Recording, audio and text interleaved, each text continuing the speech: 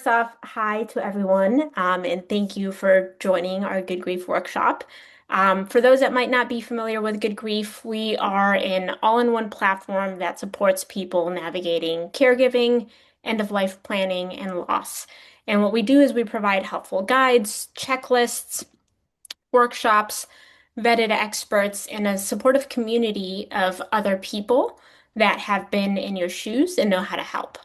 I'm Veronica Polito. I'm the founder of Good Grief, and I'm really glad you're here for our session on how to set up your living will or your advance directive through the five wishes. Now, for today's session, this is led by Michelle Mulady. She is a registered nurse with over 35 years of experience in healthcare, including many years working in the ICU. Now, Michelle also holds a Master of Science in Nursing, and she has spent much of her career supporting patients and families through some of the most difficult moments in healthcare. Throughout her time at patients' bedsides, Michelle consistently witnessed the same challenge that families face near end of life.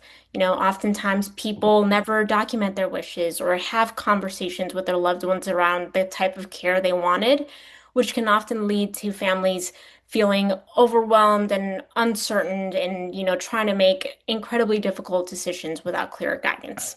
So it was that experience that led Michelle to become deeply passionate about helping people plan ahead and communicate their wishes earlier. Now, today she will be walking us through the five wishes, and this is a widely used advanced directive tool in the country. And unlike traditional living wills, what is great about the five wishes is that it helps you also think through not just the medical decisions, but also the personal, emotional, and spiritual preferences for end of care. So before I jump in and hand it to Michelle, what we'll do is, since the goal is to make this a little bit more interactive, we will pause every now and there to ask for if people have any questions to make sure that we're answering all of the questions that come up as we kind of go through a number of wishes. So we'll go through like wishes one and two, pause. I'll pause the recording so that you can ask questions. We'll kind of turn the recording back on and then move on throughout so that you have all of the information you need so that ideally after this session you can then go ahead and fill out your five wishes, which will serve as your advanced directive. So with that, Michelle, I'll hand it over to you. Hey, thanks, Veronica, and welcome everyone.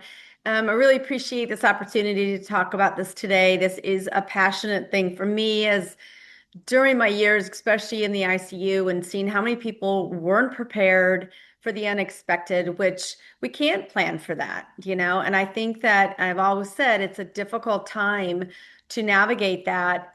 Why make it harder than it absolutely even has to be? If we have at least these conversations, people know what our wishes are in the event something horrible does happen like this, or we all do know that, end of life is part of living, right? We unfortunately start dying the day we were born. It's just a process of our lives.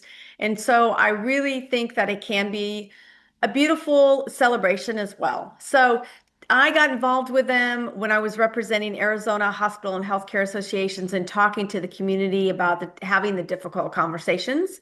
And then moving here to Texas, I took some time last summer and got trained with the Five Wishes organizations. As Veronica mentioned, they've been around since 1996. The creator, the founder of Five Wishes, actually partnered alongside or worked with Mother Teresa, and thus came he correlated or coordinated that with Aging with Dignity, and thus created these five wishes, wanting to identify an easier way for people to put down on paper, make sure that they've addressed that with the people that are important in their medical directive, who their advocates will be, and so thus create the five wishes. So I really think that it's a nice, straightforward program that we can use, and I wanted to talk through it today. We're just going to talk about what is advanced care planning and why it matters, and how to get started with the five wishes and the next steps you can take. Again, being a passion of mine, I want to be able to help navigate families and loved ones and people. I did this many, many times working in the ICU and feel like it is just something that's really important. And my parents had their plans done, and what a gift that was for us. We knew exactly what they wanted and how to handle it. So it was a very difficult time, but it made it a little bit better. So we can move on to the next.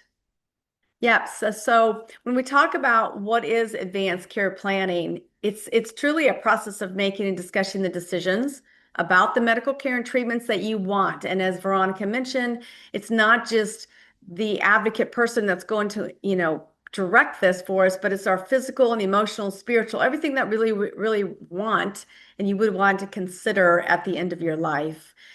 So, who's that person that is going to make these decisions for you? And I think one of the things that comes up is, well, but I don't want somebody to speak on my behalf. Well, they won't unless you can't. So, I think that's what's important to remember. That's why you really identify who's the person that you know is going to know exactly what you want in the event that you're unable to make that decision, have that conversation, and that's clearly. So, that's just really kind of important when you're starting to think about who is that person. Next slide. So we do know that advanced care planning is this ongoing process. So we should have these conversations and then have them again. So it's really, I've had families sit down across and say, my children don't want to hear about it. Or I go to my physician and he says, "Oh, it's too early to talk about that," and we will get into that. It's just really never too early. And it's real important if you have this set up and then there's changes in your health or changes in your family or closest support people and or you change your mind what you really want. So that's where when we're talking about the planning, I myself created mine over 20 years ago, and my partners or my advocates, if you will, have changed since 20 years ago. So I actually need to go back in and change who my advocates will be. Next slide. So again, who is this for? It's really for every adult. And now it looks kind of crazy to say everybody over 18, but and obviously children are still part of the parents, and you have that, you're the automatic advocate for them. And so in that situation, it seems a little strange because it would be more automatic. But I think the point here is that we really are never too young to talk about this or make sure that in the event something's to happen, we have that person identified. So the next slide talks about why this is important, and we kind of touched on this already. So, but the main thing for me to impress upon those that are listening are that when you unfortunately find yourself in an intensive care unit and unable to make decisions or have conversations about what it is you want, if there's not already somewhere written down what it is you want, I'm going to tell you that we will do everything. And while that's what most people will want initially is do everything, but there's going to be a point where don't do everything or don't continue everything. Those are tougher times to have, but if you're unable to have those conversations, it's really important to have it documented. Um, I've seen many a times in our intensive care unit where we've had to continue doing care because there was no advanced directives and there was no way to know, even though it was rather arduous what we were doing, and maybe there wasn't a good end result, but we didn't have the ethics. We have to go through the whole ethics committee and the planning, all of that to get to a point where this isn't really working towards the best end means. So looking at why this is important, you don't want to receive unwanted medical care. But you do want to receive the care and the treatments that you want at the end of your life, and that your loved and significant ones and health providers are all prepared for this decision and what you do want. There's situations when we're providing services and care and it really doesn't make sense and family wants to stop, but there's certain reasons that physicians will continue the care even beyond what you say, we don't want this anymore. But if with the advanced directives and written down and all those kind of take and they supersede what's going on. So again, really being clear on what you would want and what you don't want is really important at the end of our lives. This next slide talks about the statistics. And while this was done in 2014, I did look it up today and did some more research, and it's still pretty accurate when we talk about at the end of life, is there probably close to 70% of people that they are not able to make their own medical decisions. So while the end of life can look so different in so many ways, um, and some of it is there's nobody going to be involved, obviously, it was unexpected and just happens. But if you again find yourself in a critical situation, unexpected, heart attack, things that you can't necessarily plan for, that's when you're going to kind of be in that limbo stage if you've not had these conversations. So we do know that 80% or so of people already believe in their heart that this is important to know. This is important to have these conversations. However, there's still a large percentage of people that have not had it done because talking about end of life and death and dying is difficult. It's a hard topic. No one wants to talk about it, but I do believe that in having these conversations, it frees you up to continue just living because you've already had them. And so now you can just let it go. And so the five wishes is something that can walk you through that step by step, page by page, and really writes it all out for you. And then you have and it just question by question will make you think about what are these things? What are these topics? How does this matter to me and to the people around me? So in this guide of five wishes, which can be purchased in the paper form or digitally online, and you can do it there.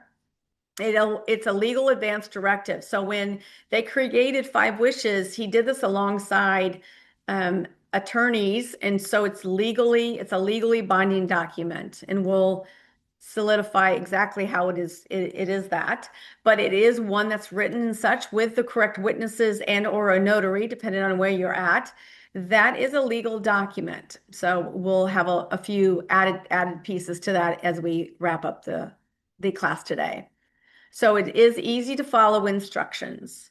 So when you talk about what the five wishes are, choosing that person to be your healthcare decision maker for you when you can't make them for yourself is the first step. So wish number one is who is it that I want? And you can name as many people as you want, which is imperative, right?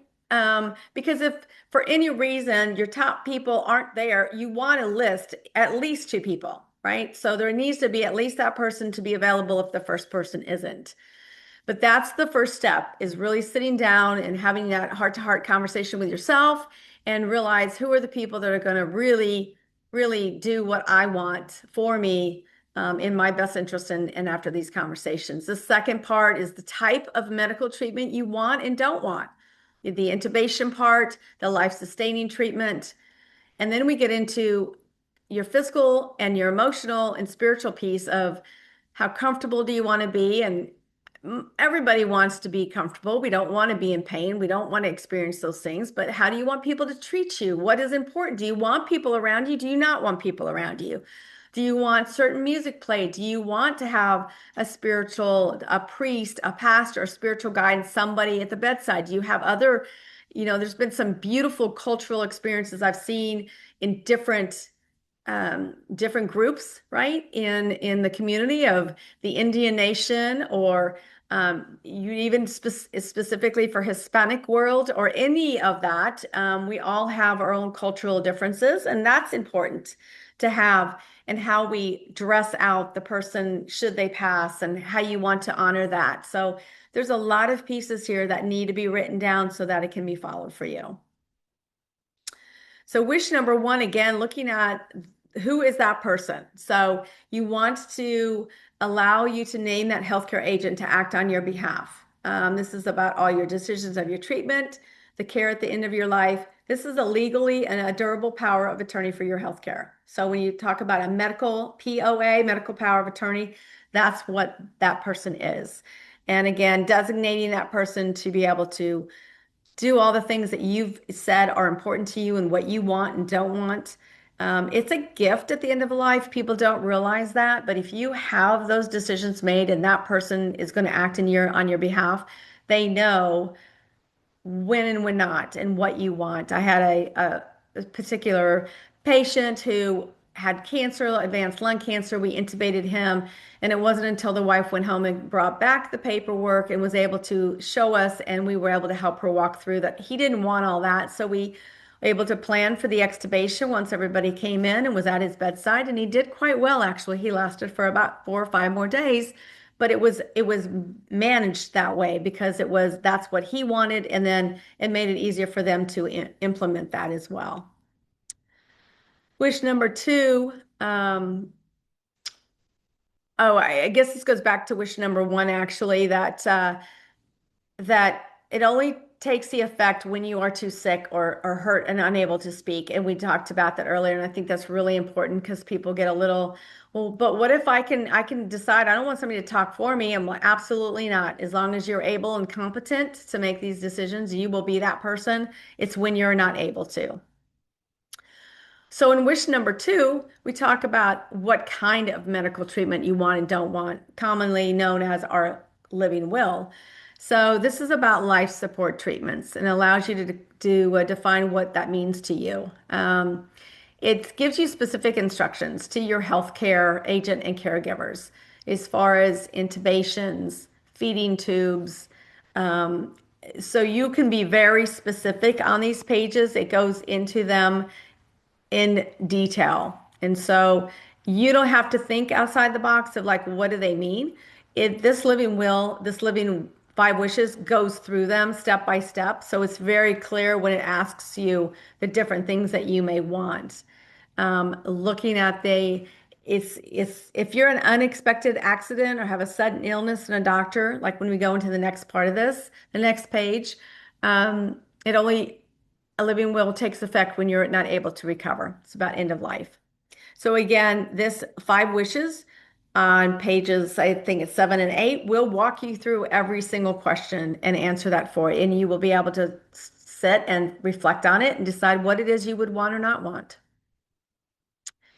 When we go into, are there any questions thus far when we talk about wishes one or two about the agent or the physical piece?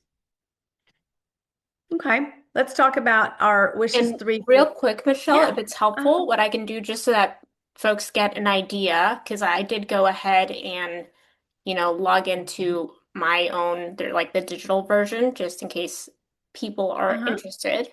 Let me make sure that you guys were seeing it. Yes. Okay. So for example, here,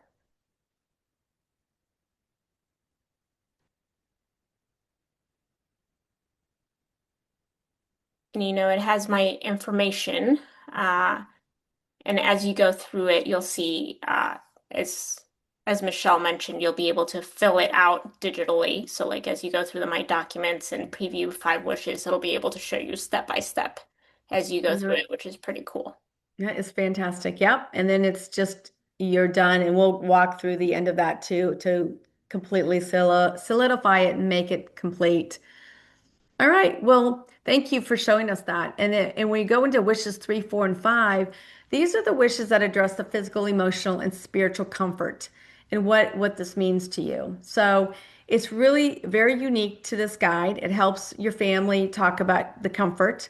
And you can read. So when I'm looking at this in my document, in my five wishes here, when we're talking about the top of this, it's the deal with the personal, spiritual, emotional. They're important to me. I want to be treated with dignity near the end of my life. So I would like the people to do the things written in these wishes, three, four, and five.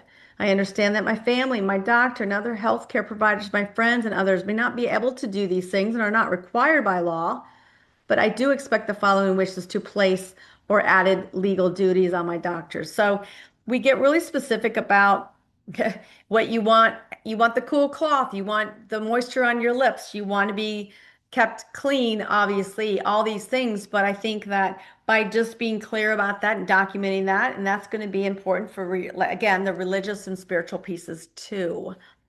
So when we talk about this, specifically like wish number 4 is how do you want people to treat you?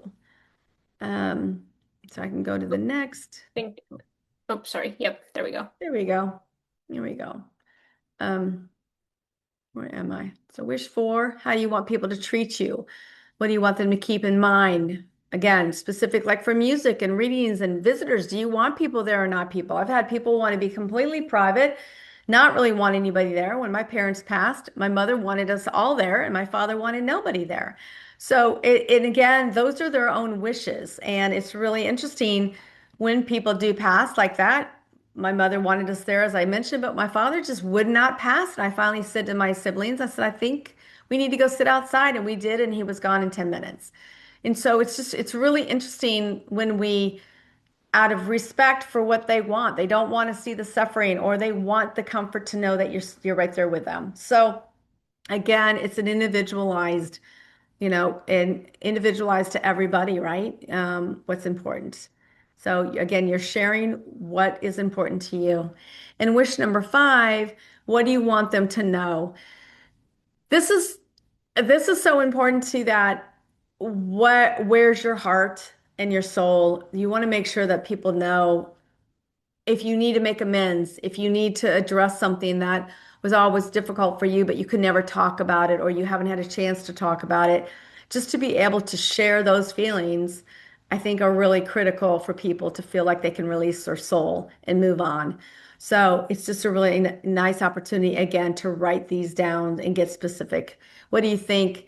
Think about what matters to you most. And then they give a lot of lists and a lot of ideas in this, which is wonderful because it percolates and helps you kind of think about all of it. But you can mark through what doesn't apply, and or add to it because there's extra spaces in this document, which is wonderful. So after you've gone through all of these wishes and you've reviewed them and you've added your own addendums because there's a lot of open spaces for that too. You want to review that again and really be clear that you've addressed everything you need to address. Talk about this with the people that matter the most to you and talk to the person you want as your healthcare agent, whether that's 1, 2, 3 people that you've identified because you want them to be clear and represent your wishes. So you're going to fill out the 5 wishes document and follow the instructions for signing them. When we, on the next slide, we're talking about signing and witnessing them. So there's a page, and it's in on the document again. It's on the page number 10 where I'm signing it as my person and signature and phone address and everything. But then the witness statement is below, and there are spots for 2 witnesses.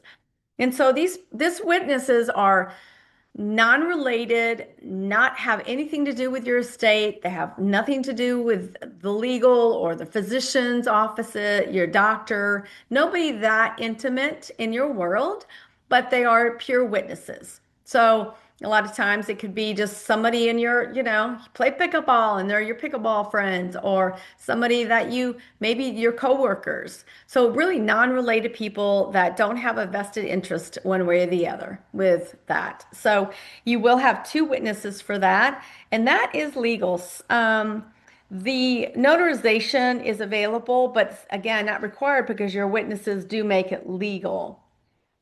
We did identify that in Texas, there's 1 extra piece for Texas documents. And we do have a link to that here, the Texas disclosure statement. And when that's clicked on, it does open up to the statement itself. And that actually is very redundant as far as the witnesses go, but it's just another form that Texas wants as an addendum that would be added into, thank you, Veronica. That we would add that to the back of, you can staple it on, paper clip it on. It doesn't even need to be witnessed and signed because you've done that inside the 5 wishes, but this document is to be signed and filled out again as if. So it's just another way that they have a backup to say, you were here in Texas and you did that, and that's just what Texas is requiring. So it's that 1 extra step. But it does vary in some of the different states. Residents that are in Missouri and North Carolina, South Carolina, and West Virginia, um, they should be notarized. If you live in Missouri, only signature needs to be notarized. So, five wishes could walk you through that to make sure that you've done exactly what needs to be done per your state. But we're talking about Texas right now, obviously. So, just make sure that that statement is printed out and added to the back of your five wishes. After you've completed the five wishes, you're going to make copies of it and you're going to give it to everybody that's a healthcare agent with you.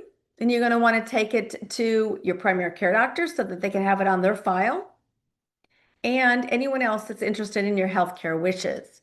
Under Medicare guidelines now, there is a code for physicians to sit down and have these conversations with you. A lot of physicians, again, they may say, well, we don't need to talk about this right now. You're healthy. Well, no, that's a great time to have the conversation. So there's nothing wrong with walking through it and processing all these questions and identifying the people and having a copies of these made and just being ahead of that. So again, providing all these people with that copy and spending time with your primary care doctor so that they are aware of what matters to you. And a lot of times, obviously, you go into for procedures and they ask you, do you have a power of attorney? Have you done your advanced directives? And so, and sometimes people have and others haven't. And depending on situations, we may bring somebody in to do it right then and there with them. So, um, you want to make sure that those are all honored and you have completed that. So, um, so again, you don't want to just make a copy of this and put it in a safety deposit box because no one has access to that. It's just going to get put there. Now, if you have like extra copies all around and you want one more put there, that's fine. Make sure that you've done the copies and you've passed them around to all the people that we mentioned prior that are important. And at the end of this document, there's also a area where you can fill it out, cut it out, and put it in your wallet. And there is a Five Wishes wallet size card. So you can and you can also download and upload it into the digital registry there. Um, One other form I wanted to mention before we wrap this up too as well is just to talk about they call it a POLST or POLST or MOST, MOST, and that's just a physician orders for life-sustaining treatment. And so and I was talking to Five Wishes about this and understanding because I do have some um, peers here in Texas that have said without the true POLST or a real DNR or a paper form of what it is your directive stay, that the five wishes may not be enough. And the conversation went like this. If something were to happen to you, you walked outside your office and we're in an accident, if something serious happened, EMS were on the scene, they're going to do everything possible to get you stable and get you to the hospital. No matter if somebody's coming out waving this from the office, they don't have time to look at that. They're just going to do what they need to do and stabilize you. Now, somebody comes into the hospital later on and they says this is her five wishes and here's the Texas disclosure statement as well. The doctor should look at this and honor that. However, the guarantee to this is that the conversation was had with the physician, and the physician has actually gotten a medical directive and he knows exactly what your wishes are. To be able to come forth and say, yes, I had this conversation with Michelle a couple years ago, and her most recent is this, and it says that, and she would not want all of this. So there is those medical pieces that can guide even stronger hands. But this is a legal document. It's just that there's always concern about is that going to be enough? So we always say to recommend, again, you're having the conversation with your physician anyway, go ahead and actually he can do a actual medical directive order and it can be part of your file in your system. So it's always a little sticky at times when we treat patients and we feel like, well, let's just say it's a case of a really, really bad illness, a pneumonia that's gotten worse and it's not looking good at all. Well, there's still hope.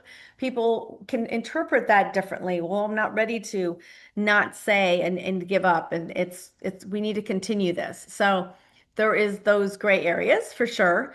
And that's where the advocates your healthcare advocates will speak with medical team and they will work through that and discuss what's in the best interest based on what your wishes were. So, um, I think I know short and sweet. We went through the five wishes. It's very easy to follow and step through. But are there any questions at this time based on the things we reviewed?